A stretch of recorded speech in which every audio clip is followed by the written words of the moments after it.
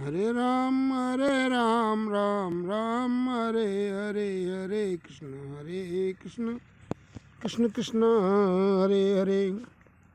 हरे राम राम राम हरे हरे, हरे कृष्ण कृष्ण कृष्ण हरे हरे।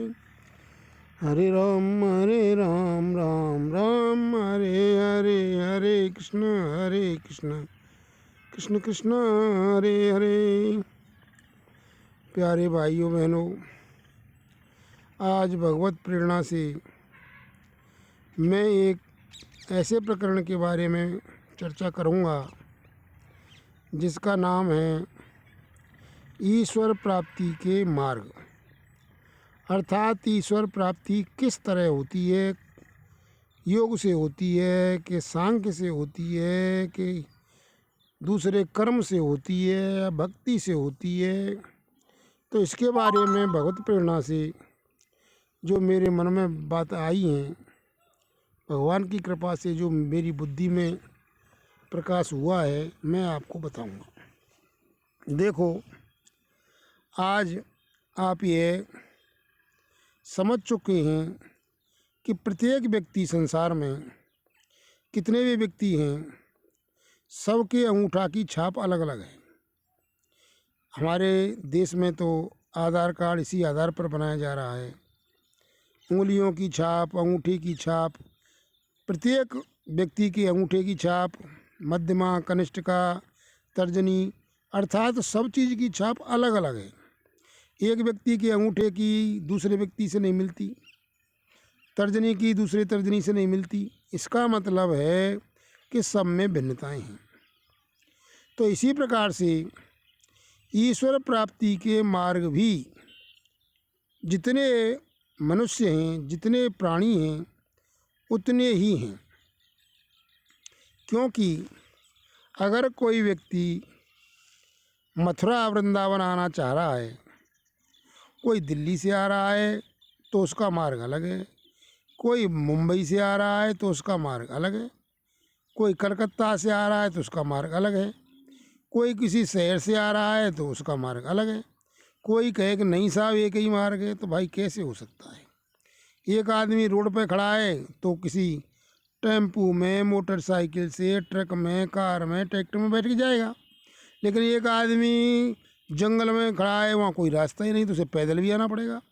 तो जो जहाँ है वहाँ से ही उसे चलना पड़ेगा। इसी तरह से ईश्वर प्राप्ति के मार्ग अनंत हैं। जितने जीव हैं उतने ईश्वर प्राप्ति के मार्ग हैं। जैसे अब आप हमारे धर्म ग्रंथों को देखें तो शिव पुराण में शिव जी सबसे बड़े बताए हैं, विष्णु पुराण में विष्णु जी सबसे बड़े बताए हैं, देवी भागवत में देवी जी सबसे बड़ी बताई हैं, गुरु गीता में गुरु जी सबसे बड़े बताए हैं, और दूसरी जगह आ जाओ रामायण में राम जी सबसे बड़े हैं, भागवत में श्री कृष्ण जी सबसे बड़े हैं, और दक्षिण में चले जाओ तो गणपति जी सबसे बड़े हैं। इस तरह से क्या ये सब अलग अलग गलत बोल रहे हैं? नहीं नहीं भैया, ये सब सही हैं। सब अपनी अपनी बातें कह रहे हैं, सब सही कह रहे हैं। तो ऐसा क्यों? अब योग सूत्र में चले जाओ तो योग से ही काम कल्याण होगा, दूसरे से हो नहीं सकता। कर्म की बातें सुनो तो कर्म से ही कल्याण होगा, ज्ञान की बातें सुनो तो ज्ञान से ही कल्याण होगा। तो कहने का मतलब है कि भाई कितने मार्ग हैं? तो कितने मार्ग हैं? अनंत मार्ग हैं, अथाह मार्ग हैं। जाकी रही भावना जैसी, प्रभु मूरत देखी तन तैसी। जिसकी जैसी भावना है कि भाई मुझे ऐसे करने से ईश्वर की प्राप्ति होगी, तो उसे वैसे ही करने से प्राप्ति हो जाएगी।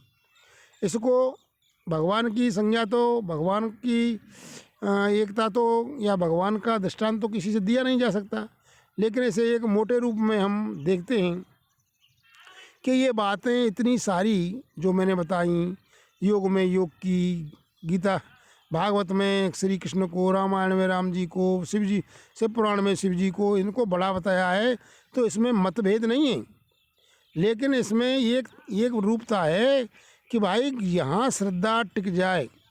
जिस कार्य को कर रहा है, जिस इष्ट को मान रहा है, जिस पद्धति से चल रहा है, अगर वो व्यक्ति उसी प्रकार के सत्संग को सुनेगा तो उसकी उसमें दृढ़ता हो जाएगी, और दृढ़ता हो जाने से ही सर्वश्रेष्ठ मानने से ही मनुष्य की मति ऐसी है कि वो सर्वश्रेष्ठ को ही अपना चाहता है। इसलिए सब शास्त्रों ने, सब ग्रंथों ने, सब पुराणों ने अपने अपने को ही श्रेष्ठ बताया है, क्योंकि श्रेष्ठ होने से ही हमारी श्रद्धा टिकेगी, हमारी प्रीति होगी, हमारा विश्वास होगा। और जब तक विश्वास नहीं है तब तक ईश्वर में प्रेम नहीं होगा, ईश्वर के प्रति समर्पण नहीं होगा, और जहाँ समर्पण नहीं होगा कुछ भी नहीं होगा। अब आपको मैं ये उदाहरण दे रहा था, एक दुआ है कि पानी नीचे हाथ 10 4 जगह ना 20, और अनेक जो मानव इष्ट विधि मिले न कभी जगदीश। मान लीजिए कोई जगह है जहाँ पर पानी 10 हाथ नीचे निकलता है, उसका स्रोत, तो अगर आप एक ही गड्ढा खोदो, एक ही जगह खोदोगे तो 10 हाथ नीचे है, और आपने अगर 4 हाथ के 5 हाथ के 4 गड्ढे खोद दिए और 20 हाथ खोद दिया, लेकिन पानी तो नहीं निकलेगा, क्योंकि पानी तो एक ही जगह नीचे है। आपने 2 हाथ के 50 गड्ढे खोद दिए, मैंने तो 100 हाथ खोद दिया यार, और 100 हाथ में भी और पानी नहीं निकला। ये तो बहनचो ये कह रहा था कि भाई 10 हाथ नीचे है, यहाँ तो 100 हाथ नीचे भी पानी नहीं निकला। इसी तरह से अगर आप अलग अलग इष्टों को, अलग अलग पद्धतियों को, अलग अलग उनको मानते रहोगे, और आप कभी कहीं चल रहे हो, आप किसी रास्ते से चल रहे हो, कभी किसी रास्ते से चल रहे हो, तो आप कोई ईश्वर प्राप्ति नहीं होगी। तो ये तो रही रास्तों की बात, मार्गों की बात ईश्वर प्राप्ति के। लेकिन जो मेन मार्ग है वो है प्रेम का मार्ग, शरणागति का मार्ग। अगर आप कोई भी सिद्धांत लेके चल रहे हो लेकिन भगवान से प्रेम ही नहीं है, भगवान से शरणागति नहीं ली आपने भगवान की, तो आपको भगवत प्राप्ति, भगवान की प्राप्ति कभी नहीं होगी, ईश्वर प्राप्ति कभी नहीं होगी। ये बात समझ लो। जैसे कि अगर इसी बात को विभिन्न शास्त्रों में या हम रामचरितमानस में देखते हैं, या कबीरदास जी को ले लीजिए। कबीरदास जी ने कहा है कि पोथी पढ़े पढ़े जगमुआ, पंडित भयान कोय, और 2.5 आखर प्रेम का पढ़े सो पंडित हुए। अर्थात अगर आप ईश्वर से प्रेम करते हो तो आपको ईश्वर प्राप्ति हो जाएगी, चाहे आप कोई सी विधि से चल दो, भगवान को अपना मानते हो तो। इसी बात को रामचरितमानस में कहा गया है, इसकी मांग की गई है, अथवा तो रामचरितमानस में कई जगह इसको लिखा है, बहुत सारी चौपाई दुआ आती इसमें। एक में कहा है कि हर व्यापक सर्वत्र समाना और प्रेम से प्रकट होए में जाना, यानी भगवान तो सब जगह पर है, सब विधियों से मिल सकते हैं, लेकिन बिना प्रेम के नहीं मिल सकते। इसीलिए तुलसीदास जी ने कहा है कि भाई कामिय नार प्यार जिम लोभी प्रिय जिम दाम, तैसी नाथ निरंतर प्रिय लागो मोहि राम। इस तरह से मेरी वृत्ति हो जाए, जैसे बहुत कंजूस को, बहुत लोभी को धन मिल जाए ज़्यादा सा, धन से जैसा प्रेम होता है वैसा, जैसा लोभी को धन से होता है। लोभी व्यक्ति है और वो सोच लेगा भाई मैं धन से कितना प्रेम करता हूँ, और उतना प्रेम अगर भगवान से करे तो भगवत प्राप्ति हो जाएगी।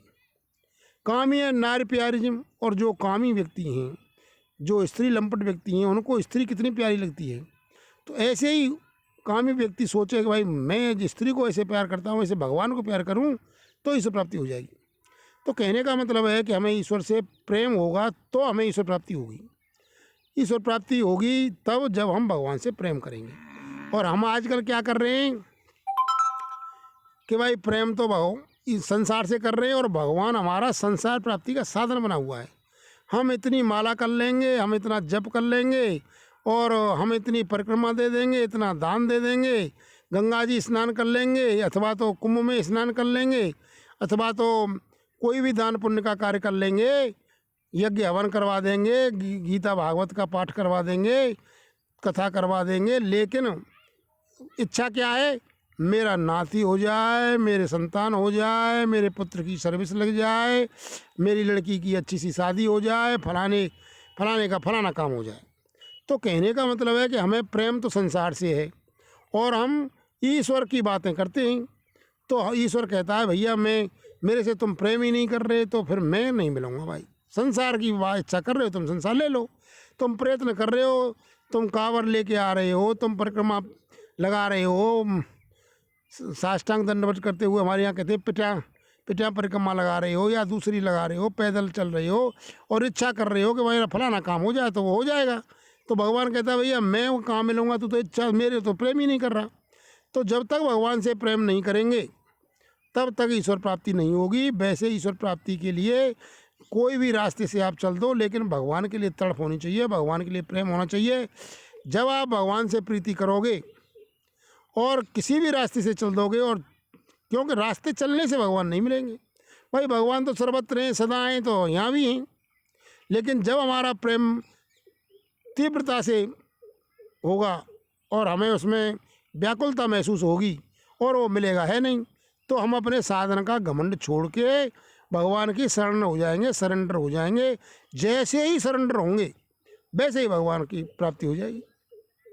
तो कहने का मतलब है कि शरणागति हुए बिना, भगवान से प्रेम किए बिना शरणागति नहीं मिलेगी, और शरणागति मिले बिना ईश्वर प्राप्ति नहीं होगी। वैसे शास्त्रों में जो भी धर्म ग्रंथों में बताए गए सारे मार्ग ईश्वर तक जाते हैं, और गुरु की महत्ता इतनी है कि भाई एक मार्ग में दृढ़ता आ जाए। अगर हम किसी गुरु से दीक्षा लेकर के किसी मार्ग में चल देते हैं तो हम एक मार्ग पर चल देते हैं, अर्थात हम एक जगह ज़मीन में गड्ढा खोदकर पानी निकालने की कोशिश करते हैं, तो उससे हम आगे बढ़ते हैं। अगर हम गुरु नहीं बनाते हैं तो हम क्या करते हैं, कभी किसी सिद्धांत से चल दिए, कभी किसी विधि से चल दिए, कभी कोई इष्ट मान लिया, कभी कोई विधि मान ली, तो हमें ईश्वर प्राप्ति नहीं होती है। क्योंकि पानी नीचे हाथ 10 है, 4 जगह न 20, और अनेक जुमानो इष्ट विधि मिले कभी जगदीश। इसलिए ईश्वर से प्रेम करो, सिद्धांत कोई भी मार्ग पकड़ लो, किसी भी इष्ट को पकड़ लो, जो भी आपकी रुचि हो, और लग जाओ, बस ईश्वर प्राप्ति हो जाएगी। ईश्वर मीरा जी की तरह कह दो, मेरे तो गिरधर गोपाल दूसरा ना कोई। हम क्या करते हैं, ईश्वर को भी अपना मानते हैं और संसार को भी मानते हैं, लेकिन ईश्वर को मैंने वही बताया, ईश्वर को इसलिए मानते हैं कि वो संसार की पूर्ति करा दी, और ईश्वर पूर्ति नहीं कराता तो उसको छोड़ देते हैं। तो हमें संसार प्यारा है, हमें ईश्वर प्यारा नहीं है। जब तक हम ईश्वर से प्रेम नहीं करेंगे हमें ईश्वर नहीं मिलेगा, नहीं मिलेगा, नहीं मिलेगा। इस बात को दृढ़ता से समझते हुए भगवान से प्रेम करो, और भगवान से प्रेम करोगे तो आप ईश्वर प्राप्ति आप हो जाएगी। क्योंकि इस बात को गांठ बांध लो कि मनुष्य का शरीर इसी जन्म में ईश्वर प्राप्ति के लिए मिला है, क्योंकि ये तो टिकट है हमारी ईश्वर प्राप्ति की। जैसे किसी को दिल्ली जाना है, उसके जेब में टिकट रखी हुई है और वो ट्रेन में बैठ जाए तो दिल्ली तक पहुंच ही जाएगा, और अगर ट्रेन में नहीं बैठे और टिकट को जेब में रख के डोलता रहा है तो उसको ईश्वर प्राप्ति नहीं होगी, वो दिल्ली नहीं पहुंचेगा।